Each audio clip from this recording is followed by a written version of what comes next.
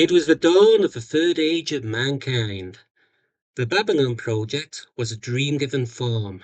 Humans and aliens wrapped in 2,500,000 tons of spinning metal, all alone in the night. The year is 2258, and the name of the place is SciFiPulse Now! Welcome to another episode of SciFiPulse Now, and in this one, Matt and I are going to be discussing Babylon 5. So, Matt, do you want to start? Sure. Yeah. As you can tell right here, I have a bunch of DVDs of Babylon 5. So watched it when it first Yeah, came out. I have the whole lot. Yeah. I have it all on Amazon. Nice. I have physical stuff just in case. But yeah, I watched Babylon 5 since it first came out and I was a big fan of it. And I miss the Babylon 5 B5 universe. So, and I know what prompted us to start talking about it, though, right, is that there's a little bit of buzz about B5 recently. There's been quite a bit of buzz. I mean, a couple of years ago, J Michael Straczynski was talking about doing another TV show, rebooting it, but that kind of got kicked into the long grass. A recent rumor that's come out, and so as not to panic anyone, this is only rumor. There's nothing confirmed about it. But a recent rumor has come out that J.J. Abrams is looking to have discussions with Warner about doing a Babylon 5 movie, which I don't know, based on how well he did with Star Trek and Star Wars, in terms of the fan reaction to both of those things, I don't think I want to drink that Kool-Aid. Yeah, I'm not sure if I want him to be the showrunner of Babylon 5. I mean, unless J. Michael Straczynski is working with him and is still mostly in charge, that might work. So, Mm, it might. I mean, there's certain strengths that J.J. Abrams has in terms of filmmaking, but I prefer J.J. Abrams when he's doing his own thing, yeah. like Alien, Lost, that sort of thing. Hmm. Because then he's not tweaking in a franchise and potentially sort of like taking in a direction that, you know, people are not happy with. But Yeah. yeah, I mean, like you, I got into Babylon 5 in '93 when it first came out. Hmm. I enjoyed the premise of it, but I didn't really get into it properly until the second season. Yeah. I thinking back, I may have missed. I mean, I watched season one, but I may have started with season two. I think I heard about it and I missed season one somehow. Maybe it wasn't even airing where I was at, possibly. But then I heard about it and I caught season two because I remember specifically watching that first episode of season two on television. So I think that's where I started from. I think I caught up season one later. Maybe it was, I don't remember how, reruns, maybe DVDs, I'm not sure. But I mean, it's pretty amazing we're still talking about it now, and it's like been 30 years that's, since it first aired. oh my gosh, And it's been we've 30 kind of, years. yeah, it's been 30 years. Why? Why do you do Um, that to me? which And I'm doing it to myself as well, buddy. You know, my hair's getting whiter with every passing minute. It used to be brown. Do you remember when it was brown? all And then it right. was blonde, and then it was red, Uh, and Gosh, then it was red, white, and blue. I know you need to just like get some gel and just put it up like a Centauri hair. It will look great. Yeah, mohawk. Yeah, Yeah. you know, thinking about it, I'm actually safe. If there was a nuclear explosion tomorrow, my hair would deflect the blast. There you go. So why does Babylon 5 still matter more than 30 years after it first aired? I think that's actually a pretty good question. Yeah. Because for its time, JMS did something really different with it, Hmm. which was different for American television, but incidentally, it had already been done sort of on UK television. Oh yeah. Yeah, because when Blake 7 first aired, that did story arcs that lasted entire seasons. Mm. Though with Babylon 5, you could argue that it lasted 5 seasons. One of the things it did was he had like a 5-year plan for it. which is pretty rare in television, at least American television. I would say season one didn't have as strong of an arc across. I mean, it was there, but it was much more episodic in season one than the rest of the Mm. seasons were. Although it laid a good foundation for it all. But I think it's just great writing. It was just great writing. It was more exciting space combat on television that we'd seen up that point. Star Trek at that point was just like, here's two ships, and they go boom, zoom, zoom, zoom, and they shoot each other.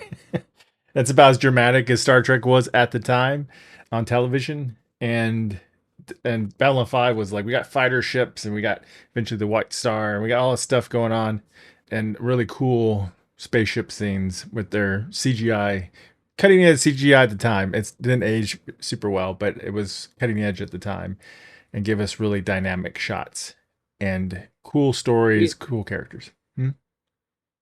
We also had some really big name writers involved with it as well. We had Lawrence T.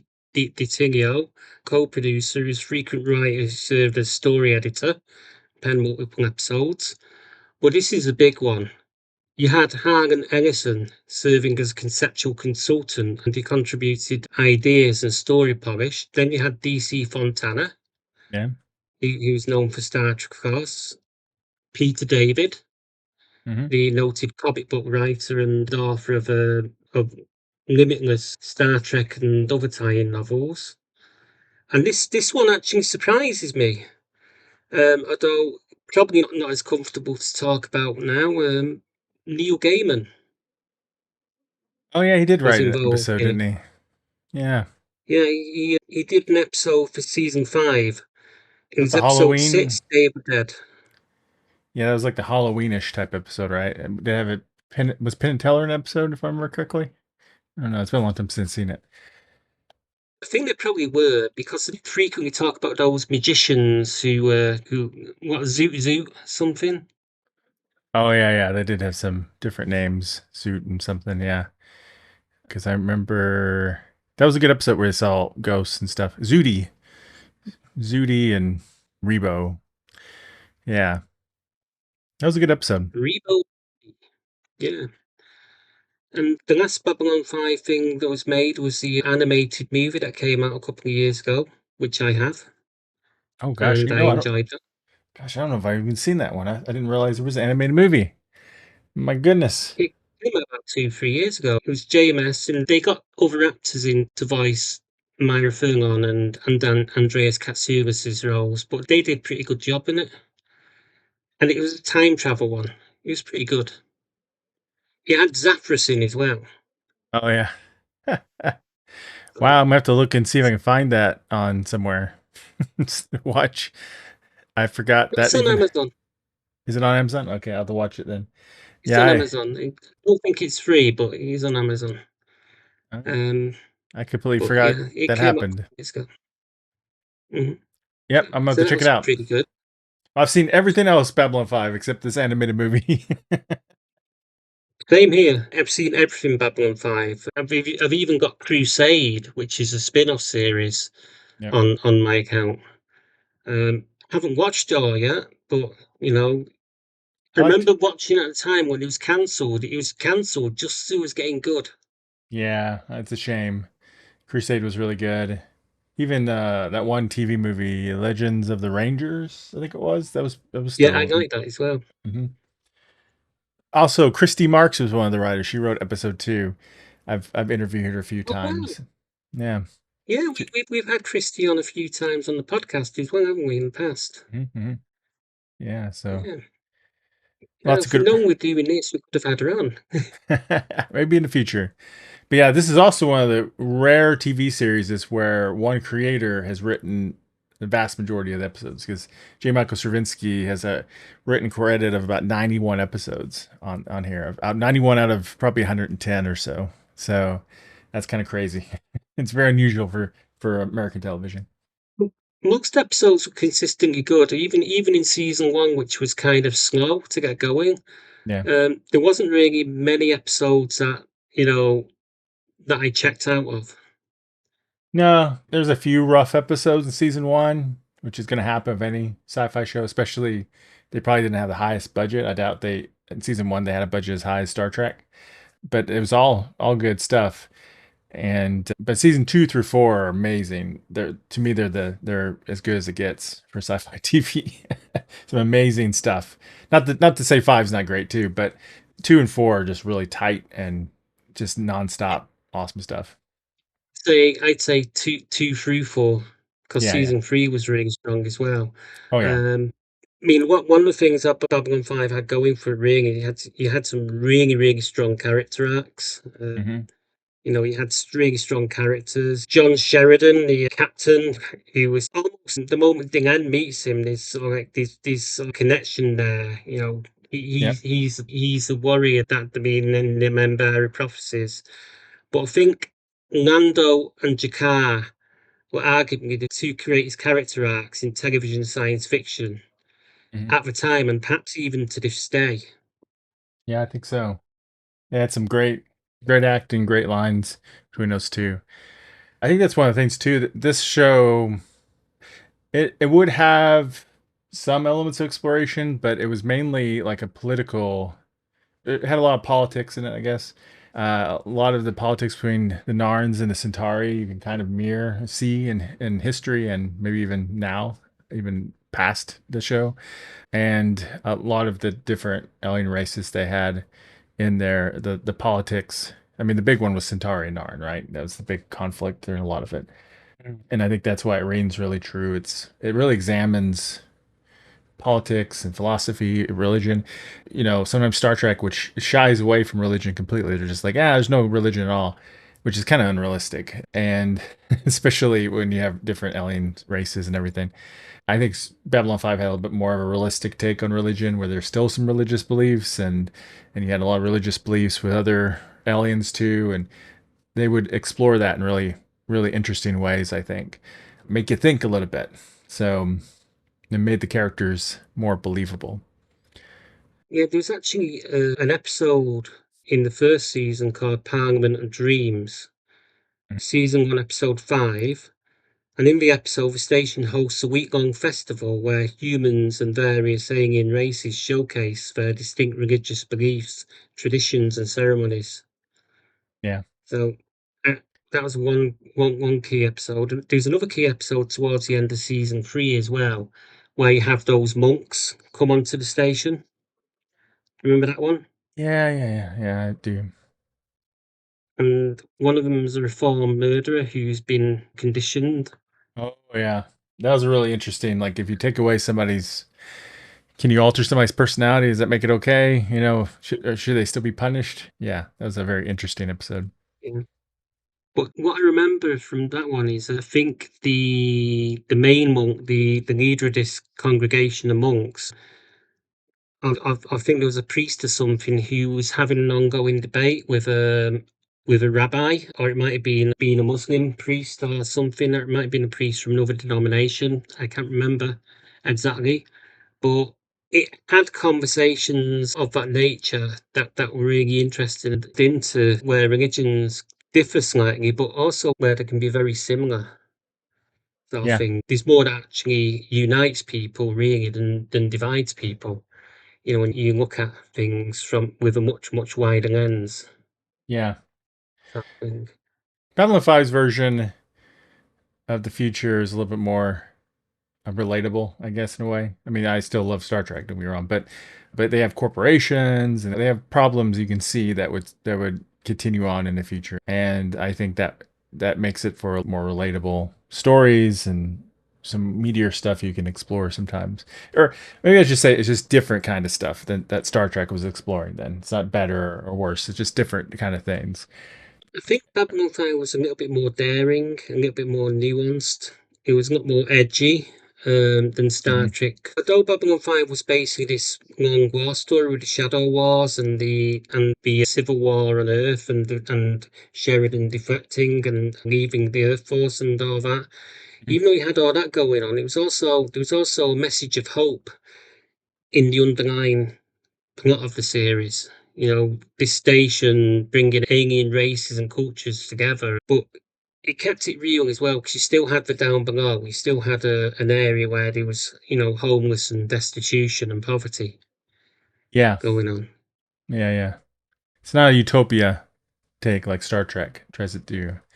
Which, to be fair, Babylon 5's technology isn't as advanced as Star Trek, right? They don't have replicators and other things that would make that kind of future more likely to happen. So anytime you have scarcity of things, you're going to have inequality. So I think Babylon 5 did a great job, exploring those kind of things. Journalism too. Babylon 5 would have, I believe, a Yeah. journalism episode, right? So that's something that Star Trek usually stayed away from. Star Trek's played around with that a little bit since then, but not back then. And that's, I think that's another thing too. When Babylon 5 came out and started to get popular, there was this mentality sometimes which wasn't like too bad because we didn't have internet yet. At least the internet wasn't as the way it is now. But I remember hearing people going, "No, and then Babylon 5's copying Star Trek. It's just a ripoff of Star Trek." And it's like, no, that's a whole genre. It's just because Star Trek's been the main one on TV. It's okay to have other spaceship TV shows.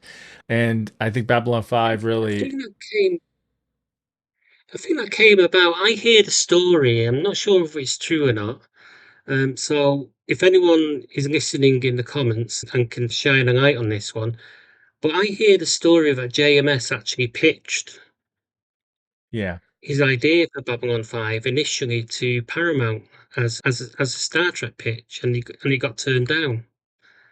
yeah. I was going to go there with it, but yeah. Some people say that Deep Space Nine was a ripoff of Babylon 5 that was influenced by his pitch that he got turned down because it was Mm, space I station don't and a know. key part of space. You have jump gates, right? Wormhole. In his original pitch, he had a shapeshifter alien. He got rid of that for later on for Babylon 5. So there were some similarities there. I would say whether that's happened or not, whatever. I would say that Babylon 5 definitely influenced or pushed Star Trek to go in some new Mhm. directions and get a little bolder with certain things. It's a little bit like Star Wars, you know. If it wasn't for John Carter, you wouldn't have Star Wars Yeah. because George Lucas borrowed quite a lot from that world. He also borrowed quite a lot from other things as well. But then again, you could also argue that if it wasn't for Star Wars, you wouldn't have had Battlestar Galactica, the original series of Battlestar Galactica. He used the same special effects guy, Dykstra, who did the models and ships and everything. Obviously, they tried to sue Universal Mhm. for the similarities of the ships and everything. So, Yeah, yeah. Yep. blame is the most sincerest form of flattery. Yeah, I don't know if J Michael Straczynski would feel that way. I don't think he cares now. It's a long time past. But yeah, so that caused a little bit of those bad feelings, I think, with fans. But both shows are very different. And Deep Space Nine, whether or not Deep Space Nine started off with that kernel of an idea, maybe it went in its own directions with Star Trek. So with different kind of characters. Got a fun question for you. Sure. If you had to explain Babylon 5 to somebody through the story of just one character, what character would you choose? Oh, geez. I don't know. I mean, the easiest one, although you would miss out season one, would be Sheridan. Sheridan was pretty Mm. primary through most of the show. Although one person that was there the whole time was Claudia Christian's character, Ivanova. So Yeah, she wasn't in the original pilot movie. she was in the pilot. Can't She wasn't remember. in the pilot. She's the closest. Okay. Okay. Jerry Doyle's character, was he in the whole thing? Garibaldi. Garibaldi. I mean. I think he was, yeah. I think he was. Um, Okay, it's Garibaldi's story then. it's a really, I'm thinking about it. It's a really, really hard question because every single character arc on that show was vastly different. Like Sheridan's journey was about his fate in Zahadum and what happened after that and everything. Jacquard's story was about, you know, him sort of like being angry and resentful of the Centauri and the fact that his people, the Nine, have been so put upon and political decisions seem to always go against his people, sort of thing. And he went from being a really angry person to becoming a spiritual leader, Yeah. sort Well, of that's thing, that's one of which the was things. a really Yeah. incredible journey. It's an Mhm. incredible character out of that. So all the character arcs are so different that that it's hard to pick just one that defines the series. Yeah. I mean, there's some really great character arcs because it's sort of written like a novel in a way. I mean, like he's planned out, directions for the whole series. So you really see a lot of growth. There's a planned end at some point. It's gonna end. So whereas like Star Trek or some other shows, you're wanting to keep going and going, and you may not get to wrap it up. It may just stop on you because it gets canceled. But yeah, Jakar, Londo have a great growth and changes in themselves and their relationships and their worlds. Sheridan's arc is amazing arc for a character, from captain to or commander, captain to president, everything. So Dingan's um, arc, Dingan's arc. I mean, she's a character that started the Earth Minbari War, yeah. Mhm. you know, and Yeah, brings the Earth and the other cultures together at the end, at the end of all that. yeah, by making herself a human hybrid of her Mhm. species and humans. So yeah, and then there's subplots you especially wouldn't have seen at that time on TV as much, or you hadn't seen with Star Trek, where you would see it later. But like Franklin, Dr. Franklin would had a drug addiction he got, and um, I'm trying to think now who else. I remember the love story with Ivanova and Marcus. That was tragic and sad, kind of how that went, and it was a really cool story. The whole Psy-Core thing was interesting. Lita and other psychic characters and Talia and stuff. And there's a lot of good stuff going on there because there's a lot of politics combined with wars and combat and some exploration here and there and all sorts of stuff. So Great moments as well. I mean, one of my favourite Ivanova moments is when they're hosting some delegates from another alien culture that come in on the station, and she's been given the task of carrying this person around, sort of thing. And one of their alien rituals is he wants to have sex with her yeah. in order to seal the deal. At the end of the episode, she does this really elaborate sort of like dance and rhyme all around pizza Mm. and explains to him that's human sex. Mm. Yeah, I remember that. Just wet myself laughing at that.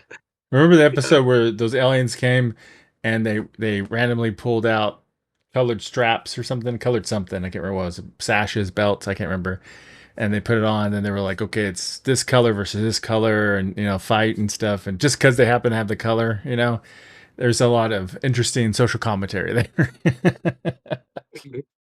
Uh, Another favourite moment is the season 4 when she makes that big monologue against these shadow fleet, the shadows that come after, and she's outnumbered and vastly outgunned, and she makes this big speech, and she ends and says, "Oh my God."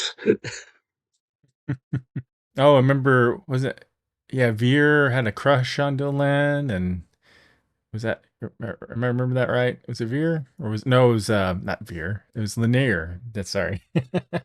Lanier. Yeah, and they had a And then he went off, became a ranger to try to find himself.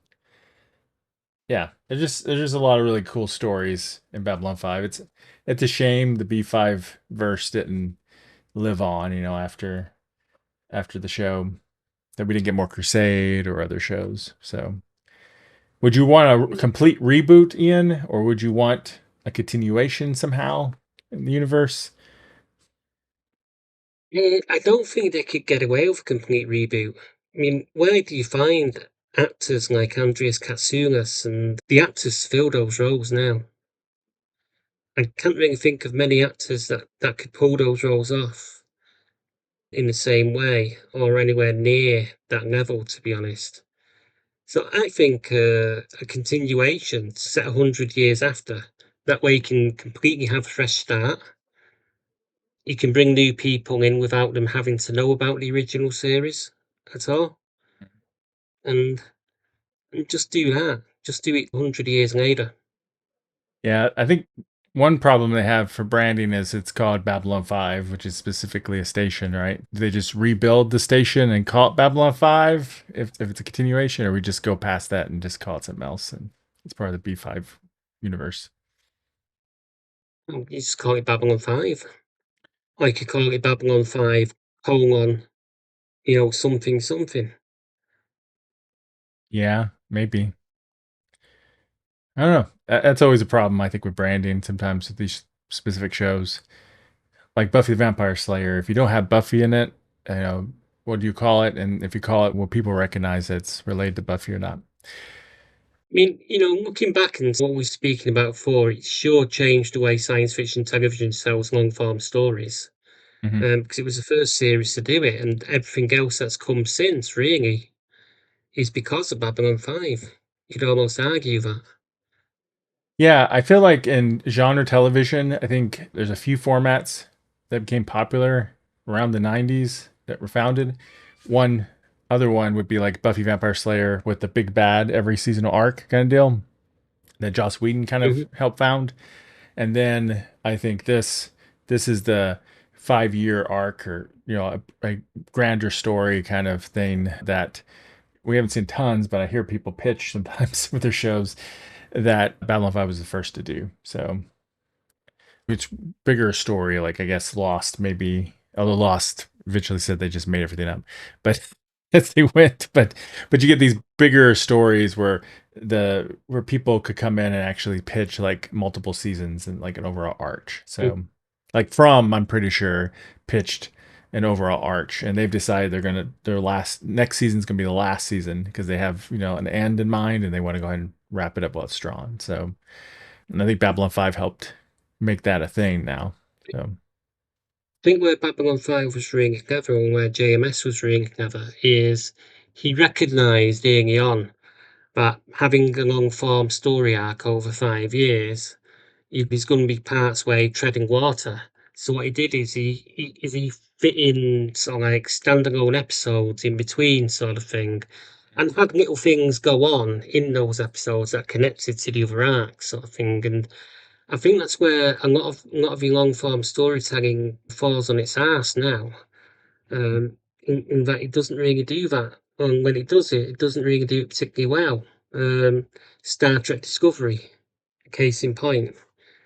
You have big chunks of it in the middle of a season where they're just treading water for 45 minutes and nothing really happens to advance the story or the plot. They'll maybe focus on some relationship or other that nobody gives a shit about. yeah, I mean, I would like to see J Michael Straczynski. He would be perfect for streaming television because he thinks that way. Yeah, I don't know. Has he even had a chance to do? I guess since 8 he did, right? That was streaming. So I guess he did do a show That's, that was, that's 2 seasons. yeah,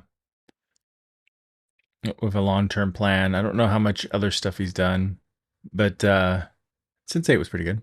So, but yeah, It he was. I mean, thing is with JMS, he's got his hand in so many different pies. He's not just a TV writer. He does comics, he's done novels and films. I think he had a bit of input on the Marvel movies as well. in the Marvel movies. Yeah. I don't think he had a particular writing credit, but I think he did have some, you know, He he was a consulted on some I things. think it looks like Thor, the first Thor movie, he got story by credit. So Yeah. maybe I think maybe that's what you're thinking of. I think he Yeah. even had a cameo in the first Thor movie as well. Oh, did he? Yeah, I think he did. I think he was one of the people lining up trying to lift the hammer. Oh. It looks like he did comic books too of the different Spider-Man movies, I guess adapting them, or maybe not. Maybe he was just credited. Sorry, I'm just trying to look up and see what he's been up to. So I don't know if you hear my cat. My cat's going crazy. Yeah, I can't actually, but Okay. yeah, another thing that he's doing, he started the Babylon 5 channel on YouTube actually, as JMS recently. Oh yeah, that's what one of the things that kind of prompted us to start thinking about doing something on Babylon Yeah. 5. Have you looked at it? I looked at the first video and watched bits and pieces of it, but I've not really had the chance to really look at Oh it yeah, I know what you mean. and So and become really absorbed. Yeah, it's cool that he's doing that, which tells me maybe he's thinking he's trying to get some buzz to do something. Yeah, I hope we get more Babylon 5 universe. I hope, heck, I would just be thrilled. I wish, I don't think it's popular enough to justify it expense wise, um, but I wish they would take Babylon 5 and they would remaster it, update all the visual Yeah, effects. Because I think that, because pretty that, much pretty much every DVD release and every streaming release of it has been lousy. yeah, yeah. Well, yeah, because the visual effects and everything, they didn't keep up with the times, and some of it's not converted well the way they've done it. Be honest with you, the visual effects weren't even ahead of the time when they came out. I was playing video games with better visual effects than Babylon 5 back then. But to me, it had Um, it had computer game visual effects, right? So what was cool but though was it was like, oh, you could do these cool like banking maneuvers, and they didn't have noise. I don't think they had noise in space, right? In those shots, that was something different too. yeah, And no one can hear you yeah, scream. well, that's how it should be, right?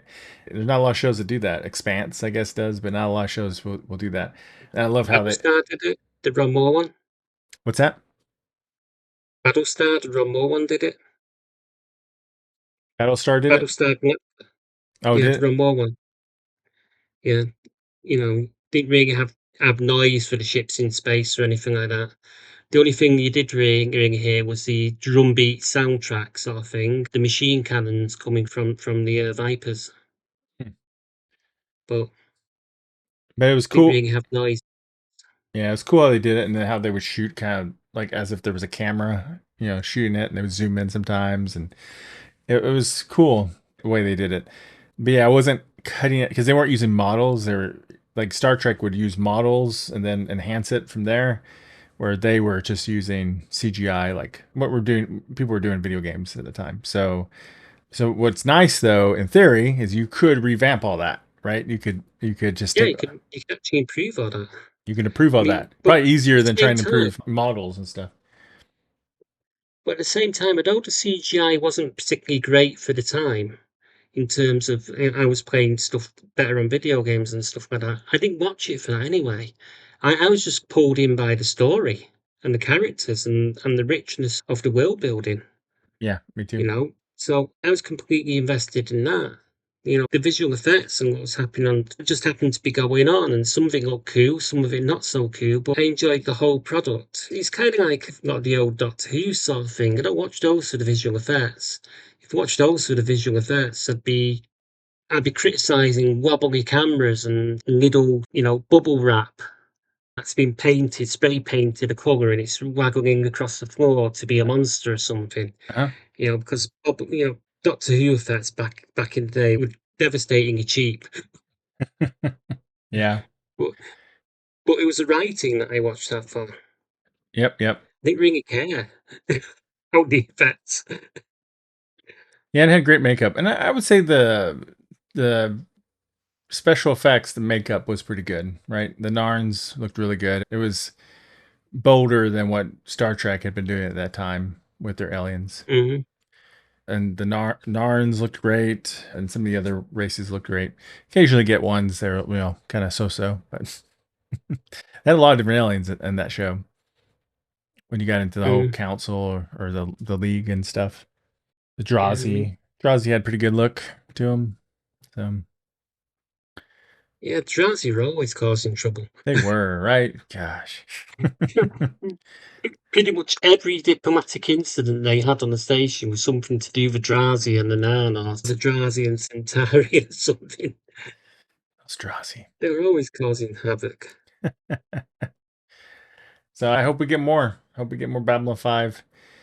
See what happens. So they jumped around time a bit anyway in Babylon 5. So I think it could work. Could work well. And even if I don't know. I have mixed feelings about a reboot, but I could see them. I could see it maybe working, but it'd have to be really, really good. You have to do a really good job on it. And they'd have to find really, really good actors, They would, you know, and you never know. that You could could. that could reinvent your car. 'Cause the problem is, if they got actors in and those actors tried to do Jakar the same way as Andreas Katsounis did and stuff like that, it'll be called out immediately. Yeah. So they need to bring their own cadence, their own sort of like imagination to it. Yeah. That's what they have to do that, and we've seen it done before. So I think I think a lot of the Star Trek Strange Mm. New Worlds done it well. The only one that people seem to have problems with is Kirk, but everybody else seems to have embraced a lot of the other characters. I think the problem with Kirk is, Kirk's been done to death. You know, you had the Star Trek Phase 2 Kirk, James Cawley, Yeah. in the I fan series. yeah, I worked on You some of know, those you a little had bit. was it Vic Mignogna who did it in the Star Trek Continue series, which is my favorite of the fan series, to be honest. So many people have done it, and Kirk's been much imitated over time by many impressionists. So I think any actor that takes on Kirk has got to bring their own thing to it. You know, 'cause if you try doing imitation of Shatner, you're just going to be treading water. You're Yeah. never gonna do it. And that's the same thing with Jakar and Londo. You're gonna have to do your own take on those characters. So it's possible. I don't know if I'm like I really must see. I'd rather see a remastering of the B5 and then a new I'm series with you. that's 100 years in the future and continuing it. I would rather see that. But Or even 30 years in the future. Even do it 30 years in the future. Because, Sheridan's dead then anyway, because he only had 20 years left to live back at the end of the last series. true. So I think we'll do 30 years in the future, Of course, that actor's still you know, around. It's one of the few that's still around. Yeah, unfortunately, a lot of actors have passed since then. They've sadly. sadly, yeah. Jerry Dial, God, the guy that played the Doctor, he was the first one to pass away, Yeah, sadly. the woman who The played guy that Delenn played, passed away too, right? And yeah, Bill passed away a few years back. I mean, man, it's like you got Claudia Christian, Bill, Mumi, right? Bill Mummy's still around. Yeah. What's Lightner's still around. I don't know. Stephen First, did he pass away? I remember hearing that. Yeah, Stephen first passed away. Jeez, and I know Jeff Conaway passed away. So yeah, gosh, Yeah, that cast. Oof. I don't know it's terrible luck there. A lot of them have passed away, which is very sad. So, um, yeah. So you want to might as well move it up in the future enough. So there's a lot of stuff. I mean, Crusade also never got resolved. How did Earth get saved? I'm assuming Earth got saved. yeah. Did Earth end up getting the virus because Crusade never fulfilled its journey? Yeah, I don't know. We may never know. We don't know that. Maybe that's where it could start. The virus has hit and it's wiped out so much of Earth, and there's a few survivors that are immune or something. Yeah, they jumped around time a bit in Babylon 5 for those finales. I feel like didn't they have something where like Earth had a post-apocalyptic thing happen and then got rediscovered and stuff. So maybe they didn't save the Earth from the virus. Yeah, it's certainly a strange one, but yeah, it's a great series, Yeah, and it's very well I'm written. with you. I'm I'm with you. I wouldn't want to see it rebooted. I think I'd rather see them remaster the original and do a continuation a few years later on. Introduce new characters and new situations. And just, it could be Babylon 6, right? I guess, right? Whatever. I don't think Or they could call it Babylon 5.5. yeah, I don't think that'll work out too well. Babylon 5.75. Babylon um 5 3/4. but yeah, I think that's why I would love to see the most remaster it because there's so much visual effects you could just replace completely. It'd be very, I shouldn't say easy. It'd be expensive probably, but it would be easier than trying to redo, models and all that stuff. And I think it would look great. And then a continuation, Babylon 6, Babylon, whatever you want to call it, would be awesome. Babylon Station. Yeah, you could just call it Babylon Station. And maybe we go through a bunch of Babylons. Babylon 6. Oh, Babylon 6 blows up. Now it's Babylon 7 next season. think you can keep it going forever. It doesn't matter if you blow up Babylon 5. You can Yeah. just keep new stations all the time. It's like Enterprise. Enterprise keeps getting Babylon rebuilt. 5, Babylon 5,555.